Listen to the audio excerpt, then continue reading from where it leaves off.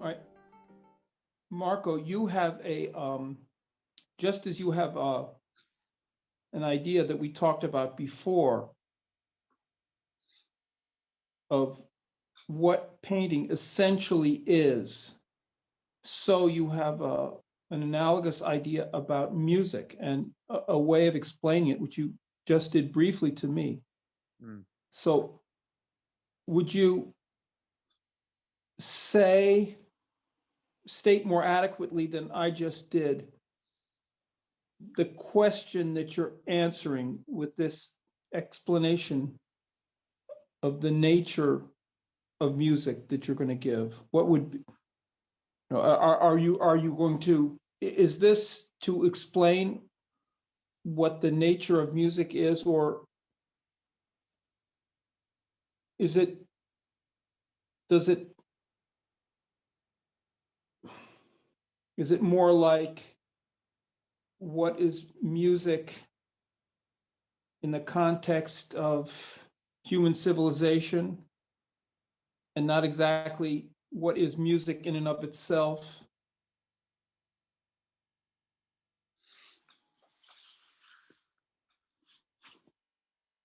Is there music aside from the human?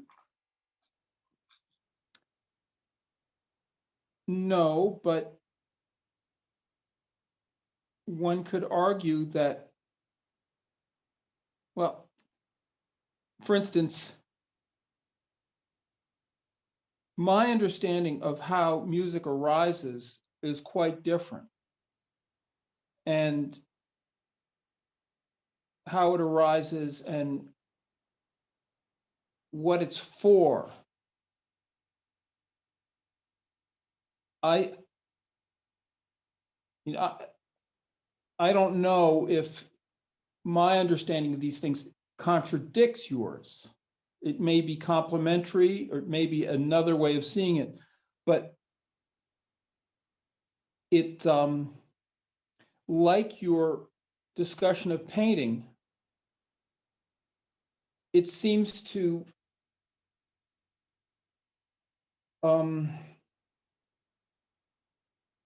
well, it seems to address the problem at such a high level that one wonders, in a practical sense, how a, a practicing painter or a practicing composer Hmm. can be not, how that can instruct the practice, if you like. I mean, it could be a sort of shining ideal, but obviously that ideal, people can use these practices to go in other directions. So, and well, and then it's a question of what label you put on it. I mean, you then, it then becomes, it's a perversion of itself.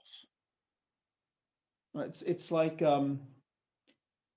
you have some kind of powerful machine, and you can build some great thing with it, or you can do something destructive with it. It's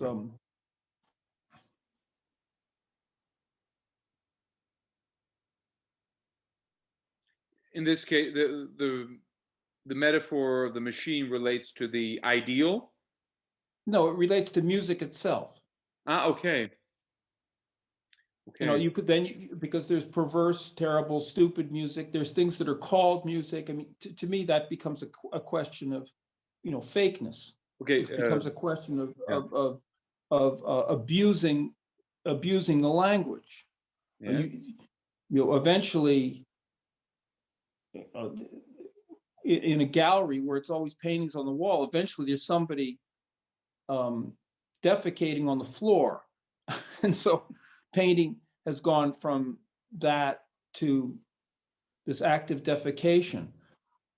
And still somewhere it's under the rubric of painting. So that is clearly an abuse of language, but it's not so clear for a lot of people. So that becomes subsumed in art, just as music has been subsumed in art. Everything is subsumed in art, and everything becomes art, and we enter into this great confusion. And both you and I are,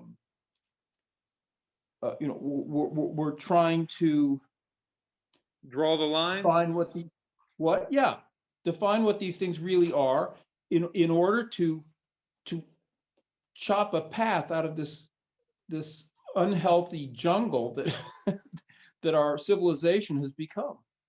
Mhm, mhm, mhm.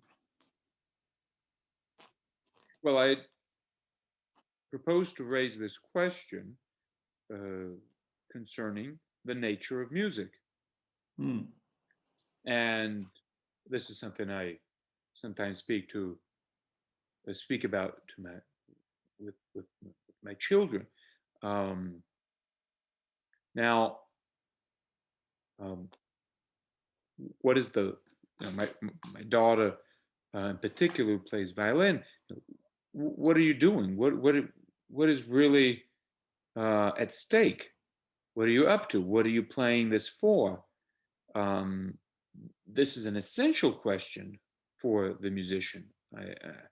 I don't think that this is a subsequent question. So that first you learn the posture, and then and then one day you'll worry about what the whole point of this is. No, um, you know, they go hand in hand, and we've already had a video on this question of the ideal. This is not to be understood as this vision that you apply ex machina to what you're already doing.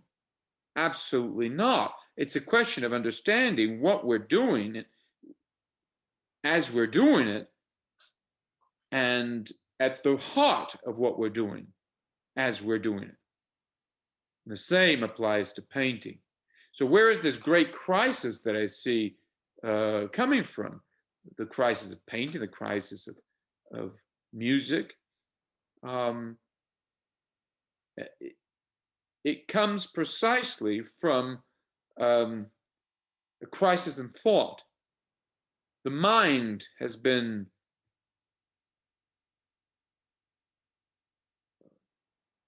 perturbed, has been deranged, so that now things that are originally together are somehow opposed to each other. They're in tension. They're in conflict.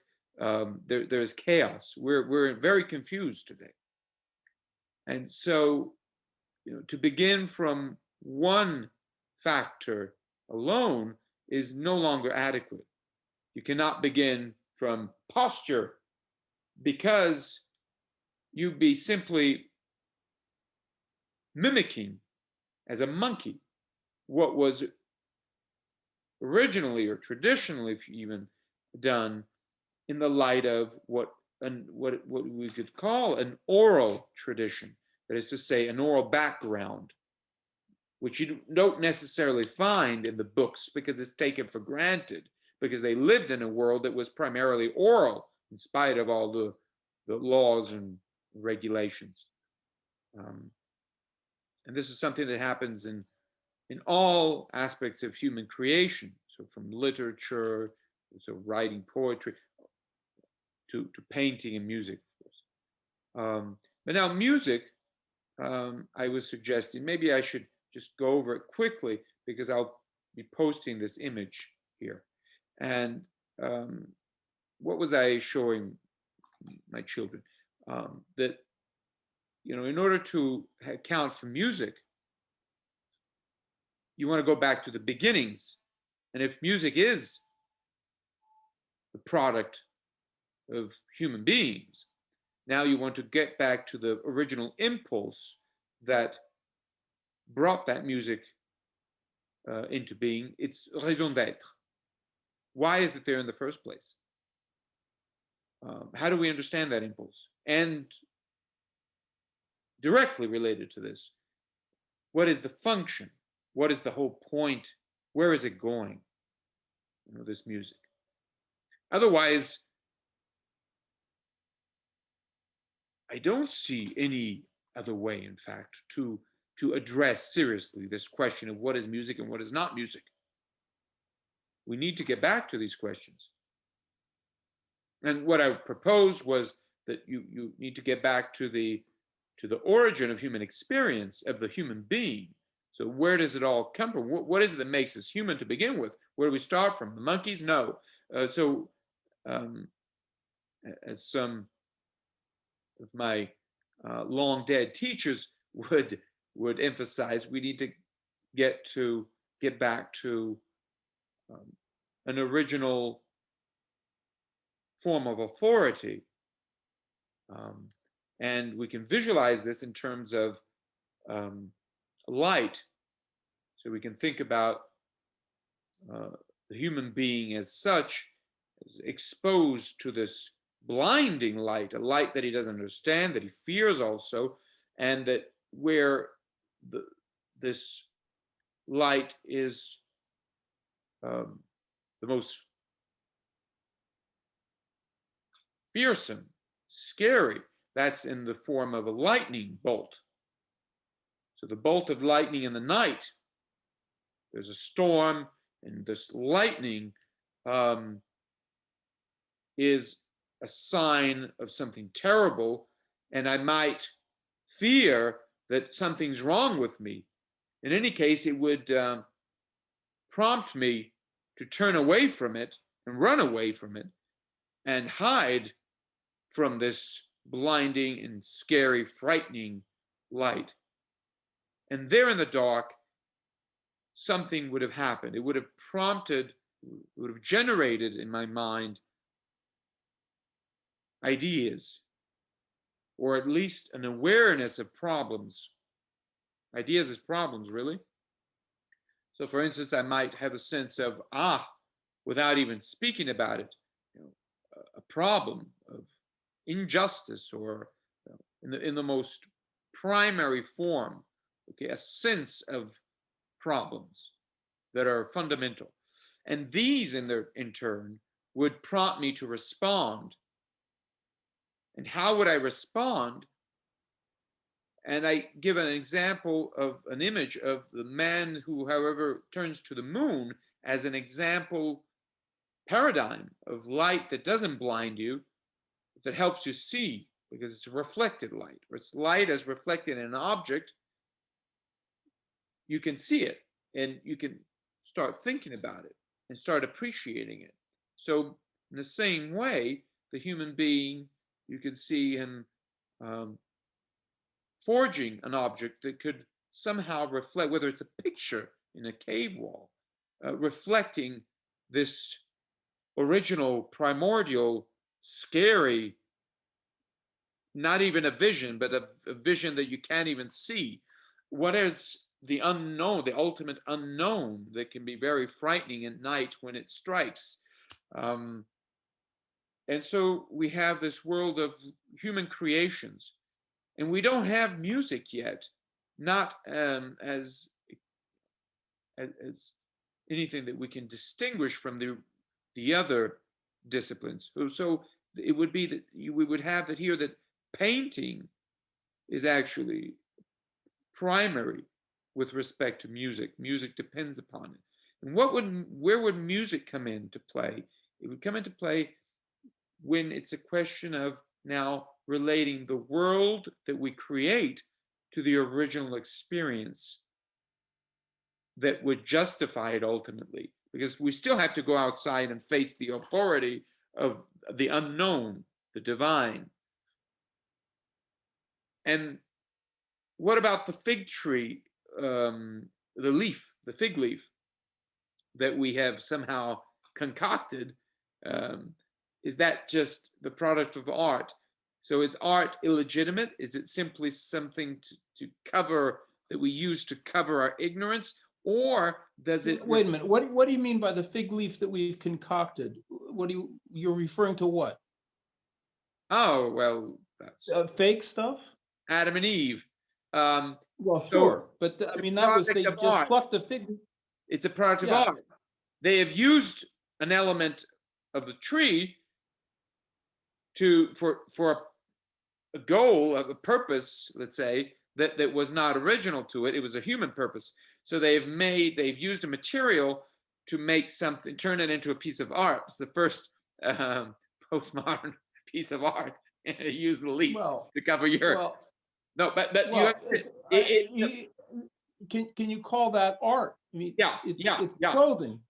It No, was to cover yeah, their, but art is clothing. I mean, clothing is art, of course. well, oh, okay, in a very basic sense, but Yes, it's, yes. I'm speaking in a very basic sense here.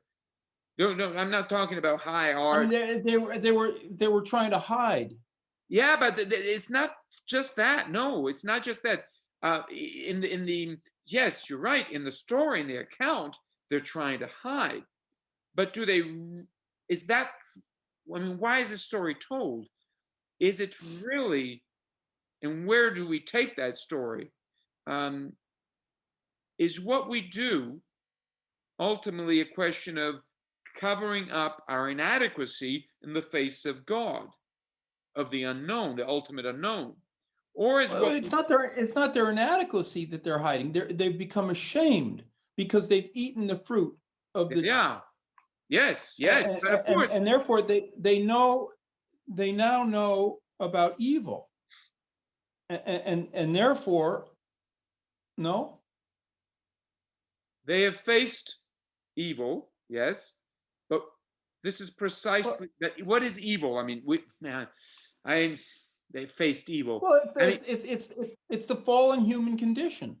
No, it's where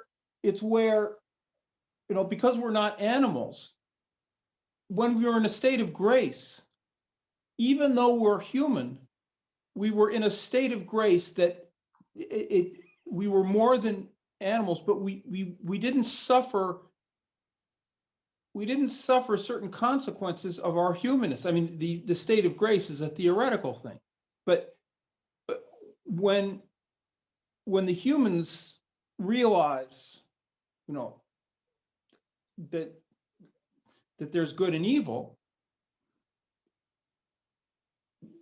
then their human capacity can seize on that, and at that, then the innocence of uh, reproduction in the animal sense then becomes entangled with the human understanding of it, so that it goes off in all kinds of directions, and then you can get the vices. You can then get lust and avarice and all these things that couldn't exist in the state of grace. So they're in a state of shame, and they know that they have to cover these things because they're ashamed of them, because now their sin has become part of their, has become part of the human experience. And the fig leaf is a very big leaf and convenient for quickly covering up the thing that should not be seen, because yeah, it leads towards sin. yeah, And so they're yeah, but it's just. I mean, these are terms. These are terms. I think that are highly, very sophisticated in some sense, and that we don't really find expressed in the Bereshit, right? In this, what we usually call the Genesis, which is not a Genesis. Let's say the beginning, the account of beginning, or the beginning of the accounts. Um, by the way, I have a video on Mazzacio's chase of Adam and Eve from the garden. the Um, expulsion. yeah, the expulsion, and something maybe to look into. Yeah, well, I think I saw that. You make the point that that how the different gestures of the woman and the man, and how that Yeah, yeah, that's relates true. to. Yeah, yeah, yeah, yeah. What are they objecting to? But what was wrong about looking where they looked.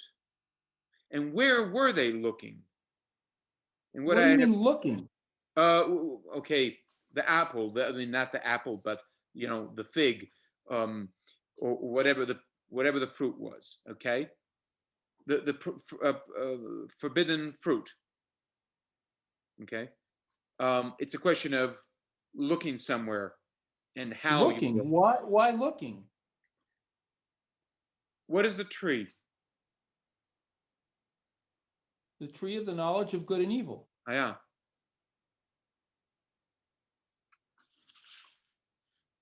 A knowledge. Knowledge is about vision, to see things. Ah, yeah. But and also, But this the consciousness of sin. I don't see this much of as a problem of. I wouldn't even speak about it in terms of. I mean, okay, sin. What do we mean by sin? It's contravening. Okay, you're going against the law, but it's not so much a question of going against the law Well, here. there's not even a law before that. They're in a state of grace. Yeah, but there's a It's prohibition. yes, but it was just one little thing, and they have this incredible life. No, there they are naked in this wonderful garden, and they're petting lions, and the lions are curling up with the lambs, and everything is just He's naming. The Adam is in the business of naming. He's not in the business of well. cuddling. No, no, no. He's in the The business of point naming. the point is that no, they lived. There was no work. There was no pain in childbirth. There was no kind of struggle. It was a state of grace. It was a state, this heavenly state where there was nothing to do but to No, he has to name. He's a legislator. He's yeah, got but a name. they're also walking with God. They're hanging out with God there. They're Bigfoot, enjoying each other's company. more or So less. so well, I mean, that's why Eve is created, because it is right, and it's related to sexuality, because the other animals each had a male and female, and then it is right that the man should also have. So they're helping each other out, and they're enjoy. It's like everything's great. There are no psychological problems. There's no problem of criminality. There's no problems at all, because all of these problems arise from something essentially human that only exists potentially in the state of grace, and the state of Right, right. It, and also how bad and is they this Adam? How bad is this act of his? In, you know, you're familiar with the expression, "felix culpa." yeah, It's how bad was it? well, What that's not he the did? fit, yeah. It doesn't really look like in the account. It doesn't really look like he had bad intentions at all. Nobody had bad intentions. I mean, the snake was there. The snake had bad intentions. Yeah, okay, but not Adam and Eve. Well, They didn't really. They she weren't really. she she she she succumbed to temptation. The tempter was evil. He wanted to wreck God's thing, and and he tempted her. He offered her this Yeah, but wonderful thing. She was going to be like God. she had not even listened to. She had never not even heard God herself. God had not even spoken directly to her. Yeah, You but can she knew about understand it. why she could have made a mistake. She knew well enough about it. I mean, Yeah. that's why the snake had to tempt her. She knew. Well, she answered, but she wasn't well equipped. You can't tell me she was well equipped. And Adam knew he wasn't supposed to do it, but he Yeah, but let he wasn't himself. there, and she had already done it. She then said, here, look, this is great. And he knew he wasn't supposed to do it, but he did it. Well, what are you going to What? let? What's wrong with a straightforward reading of this story, Mark? I don't know, but if you say I am. Well, this is not we're not having a this as a central piece of the conversation, or maybe, but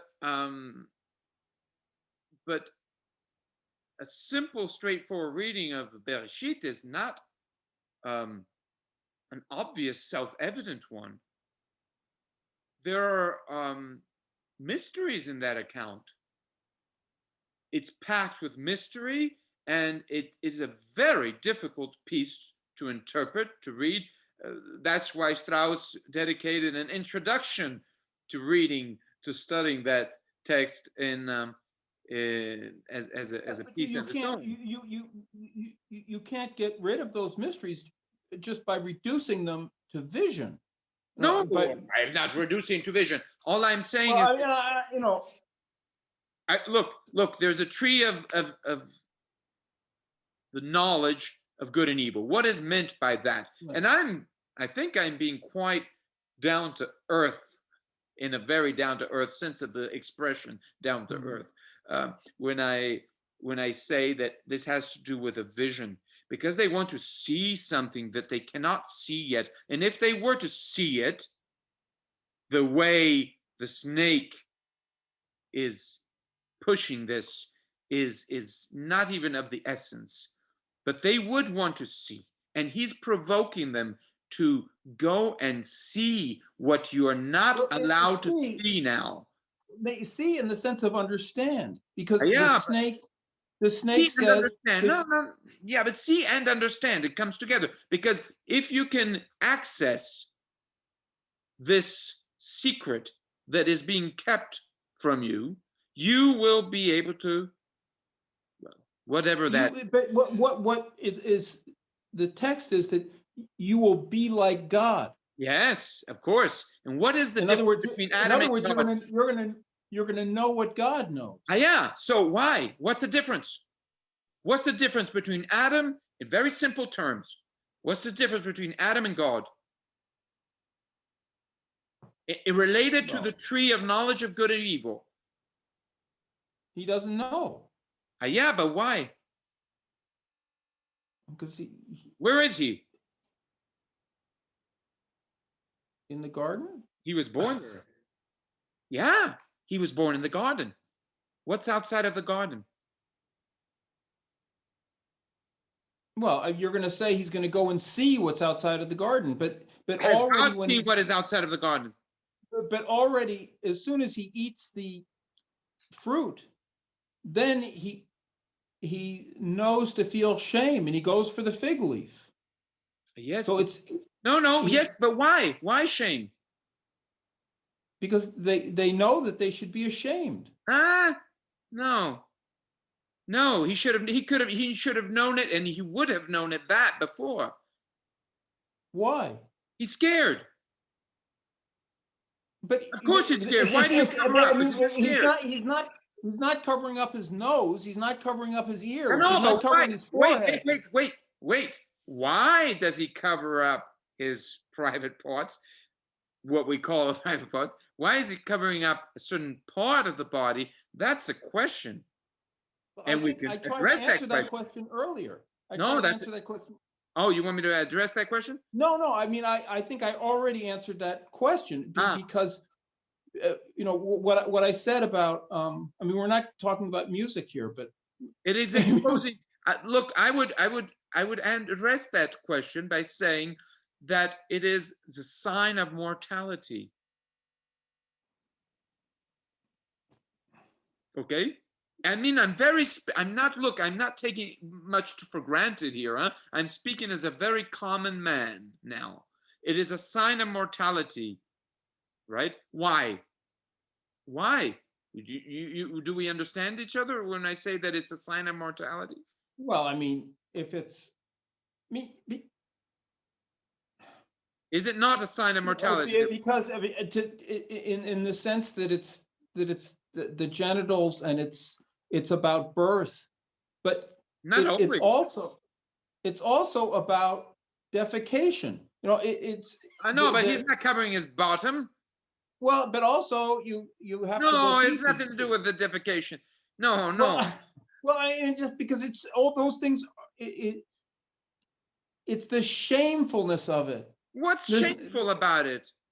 Well, what's shameful is the the complication of the vices which are introduced by this. I mean, you could be There's no indication in Bereshit that there is a vice tied to the penis. There's no indication.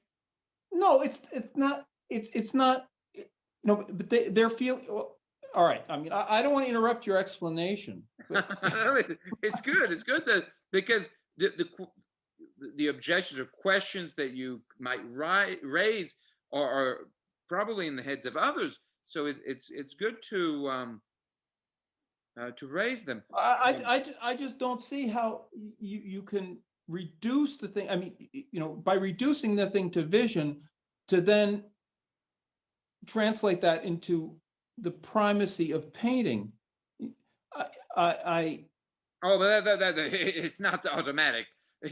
I am just this is. but because it's to me it's a question of understanding, and if you want to equate understanding with seeing, okay, but there's also not because of painting. I'm not saying this because of painting. Oh, all right, No. But also, just to equate understanding with vision, because there's also part of understanding that has to do with feelings, like the feeling of shame. It's not necessarily something you see, but you feel it. You're seized with a okay. With Well, feeling. in my reading of Bereshit, of the account of it's usually of Genesis, yeah. Which is not a Genesis at all, because Genesis is about birth. This is about creation in a sense of division. So it has nothing to do with Genesis. That's I think the name Genesis really means the beginning. In Genesis, the way yes, but it's the beginning related to birth. How it came to be. Yes, how but it came to be. Yeah, but it is a term that that is related to natural birth. As a plant that has its genesis. But was it so related when the language itself? It must have been the King James people that gave it that name. I mean, I don't know how the no, it's term a Latin, Genesis, it's a medieval thing, but that's Christian thing, because what happens with Christianity, because you're translating from the Hebrew. Well, there's a difference. Yeah, it's whatever. Let's yeah. But it's about division. It's about law. It's really about law, and law doesn't create things in the sense of something giving birth, to things. Okay, but which and by the way, I'm not denouncing that term. I think that we can understand. There's a good reason why that term was adopted. But we need to understand why it was adopted in order to best appreciate it. And that's why I hesitate, because okay, no, I just all right. Okay, but the point is that what I'm proposing here, and it can be defended as a reading, but is that when we speak about knowledge of good and evil, what is really at stake? And if we think of what the snake suggests, namely that there's something that you don't have access to in terms of knowledge, if you like, knowledge. But knowledge is a term that in Greek and Latin automatically is related to vision. Okay? I mean, it really directly is related to vision.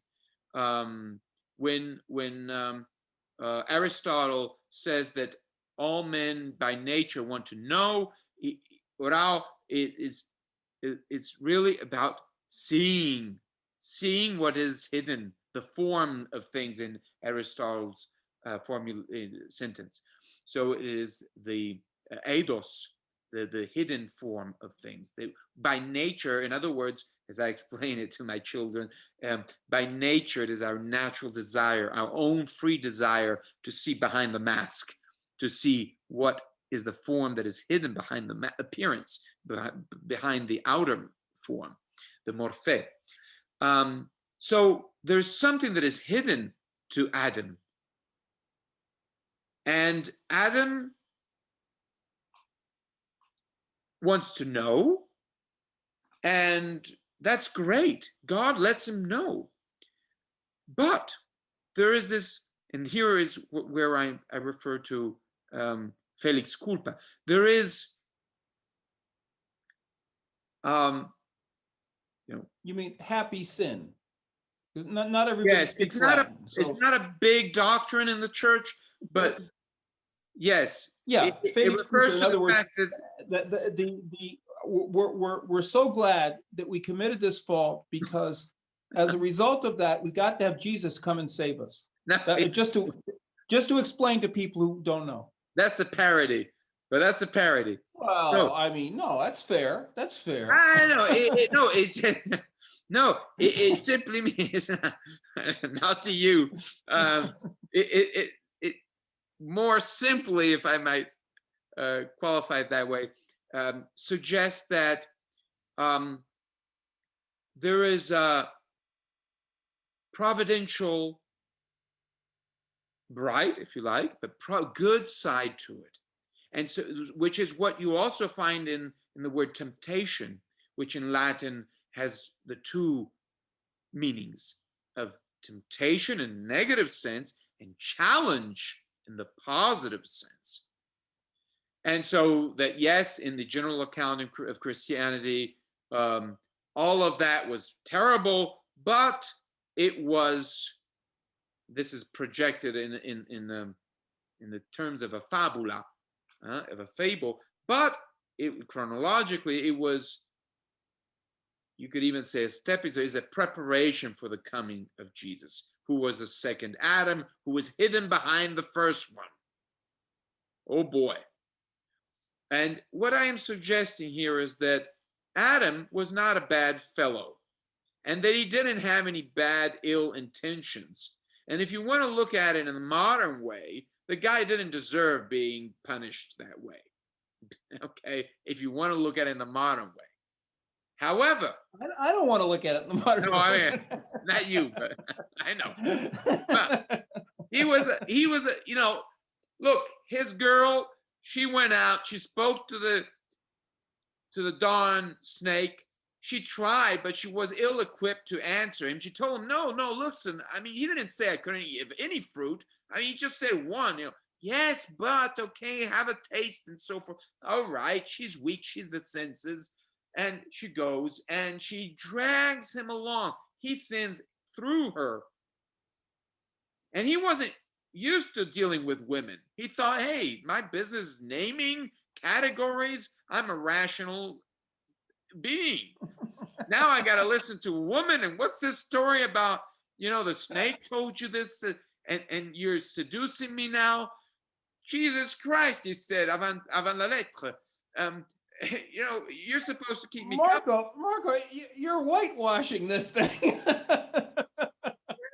No, but the point is to get to the point, which is to say that what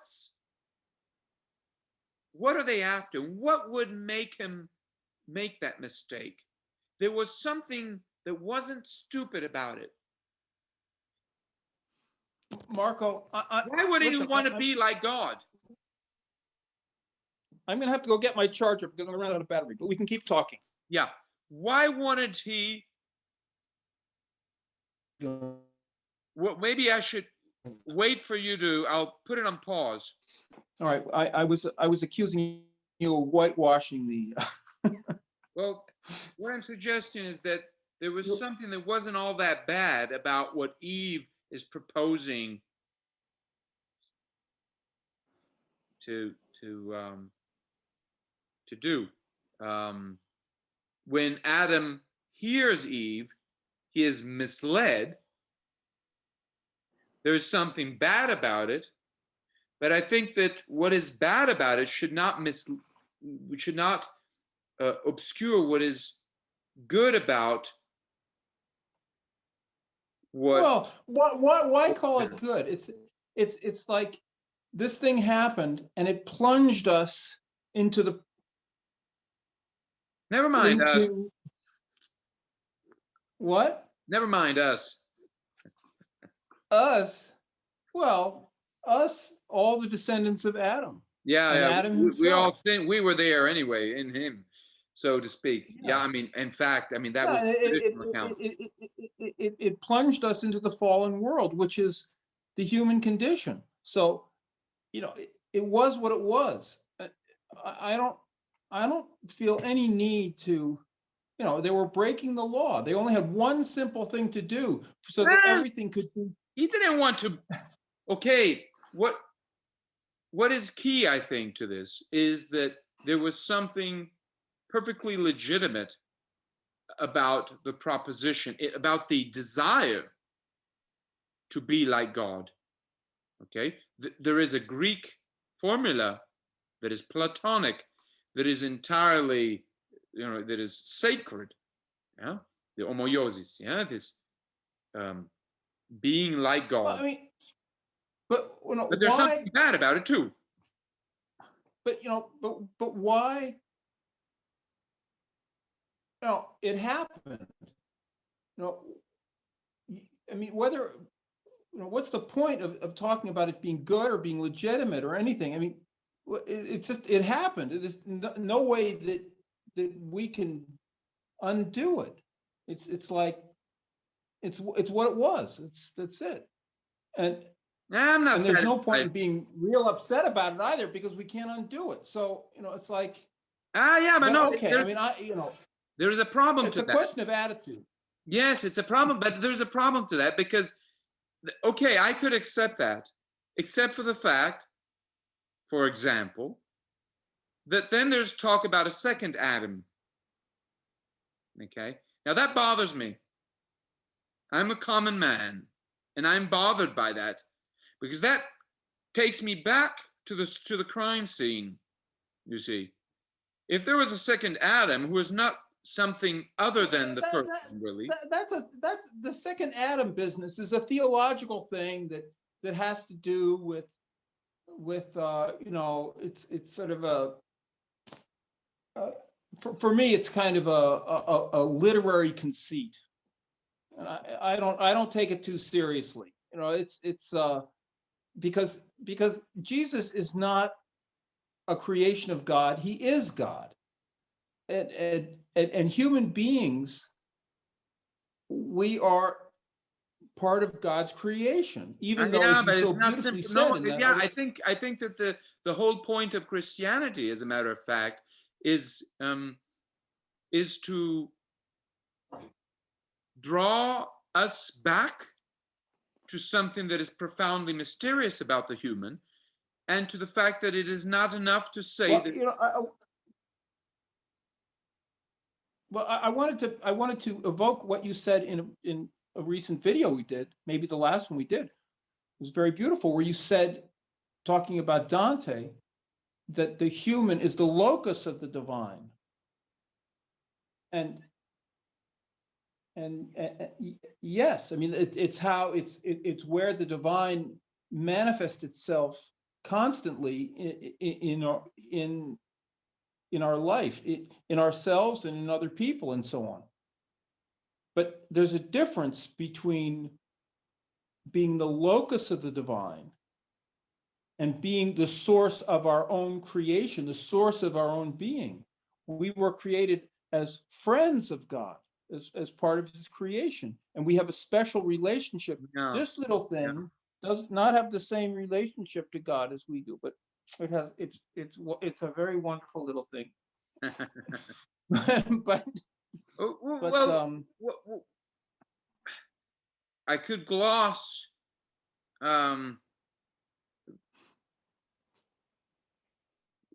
is, well, what I was suggesting is that the the the good news, so to speak, yeah, the Gospels in English, are drawing us back to that problem, the problem of the creation of man, and suggesting that man is not simply created, that there is an element of man that is uncreated, and that element of in the human is an aspect, a dimension of the human that is generated directly of the substance of the Father, and I'm paraphrasing or citing um, the Well, the yeah, reference to sure. I mean, Christ. you know, Christ is to in that that extent, hmm? the cosmos being a creation of God, in a certain sense, it is God because there's nothing but God. So Yeah. God generates, he generates this thing out of himself, so to speak. It's so that everything in a sense is God, but it, there's there's Not also a constantly. difference. Things are differentiated. Yeah. And, But I don't mean it. and I'm not equating it to the situation to the cat or the no, whatever. no, what that was.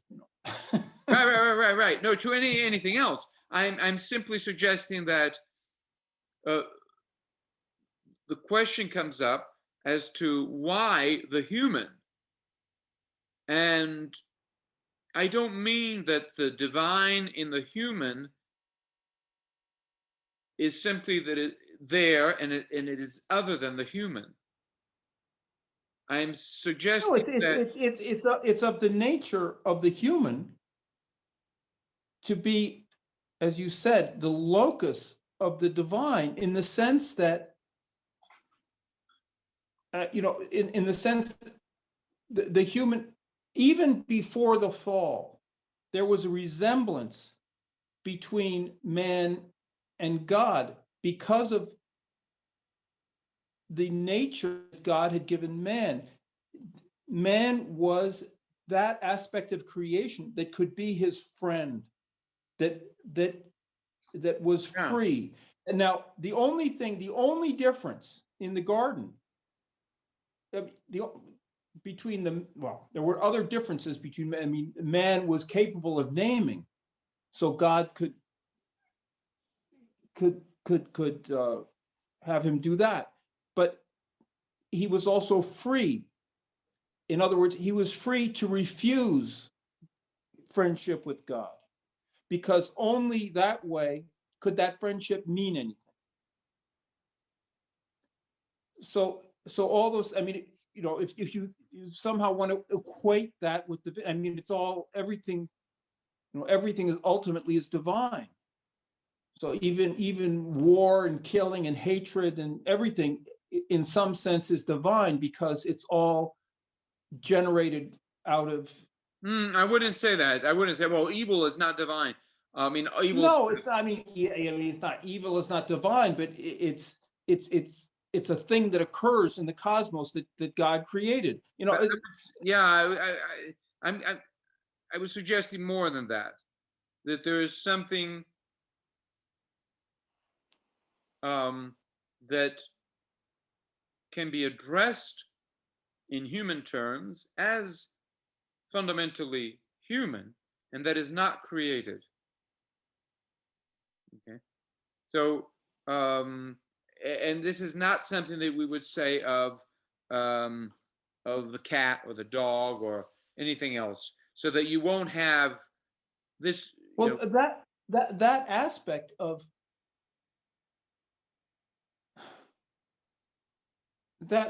of man is our God-given freedom, because and then we can do all kinds of things, and we can make other distinctions. I said that it's not created, huh? Yeah. Well, yes, but it's you know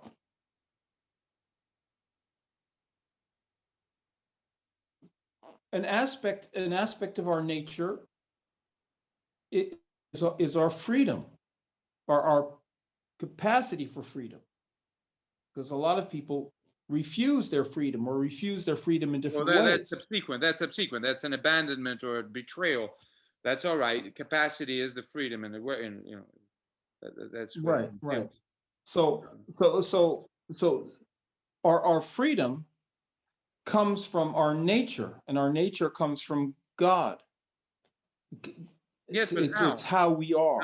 Yeah. Okay. Well, um,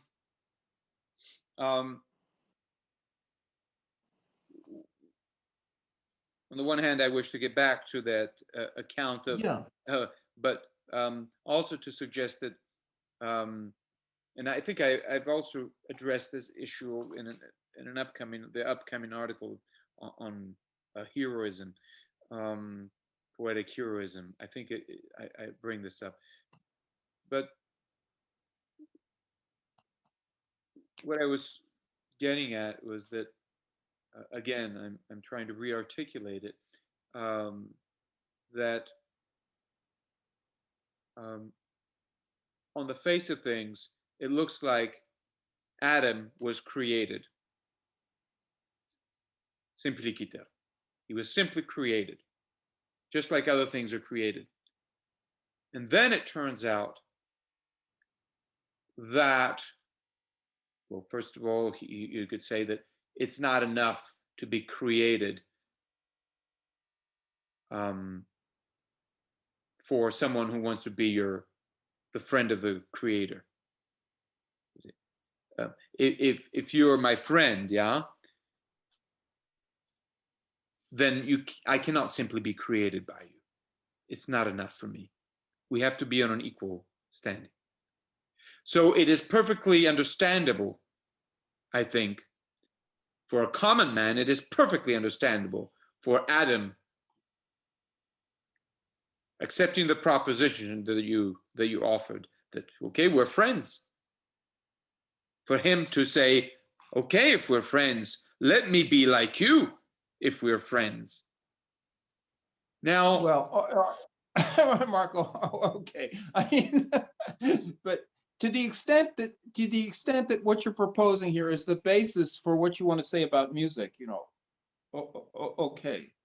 Yeah. Because otherwise we're into a theological discussion, which depends largely on the definition of words. Well, okay, but no, I'm referring to basic experiences of life. I'm not speaking in the high terms of scholasticism.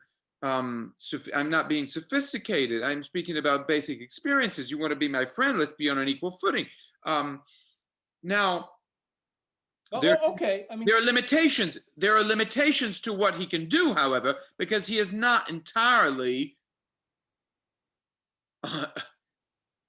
as the God who. Well, it's like the relationship between God and Job. There's a certain difference of level. Amen. But what is his problem? He is in a garden. He has never seen anything outside of his home. I relate to. All right. How do children relate to the story? It's very simple. You're in the Father's garden. You're in the Father's home. There's some things that you just don't do. You want to do it, you're out. And now you're scared. You say, oh my God, let me cover up. What are you covering up? I would suggest that there's no sexual connotation to this. Basically none whatsoever. I would suggest that covering up the private parts has to do with covering up your mortality. Now he's exposed to death. He was looking for eternal life. He's exposed to, and he exposed himself to his mortality. How in the world could he have been exposed to his mortality by eating a godforsaken fruit? And well, it wasn't forsaken by God, but no, just.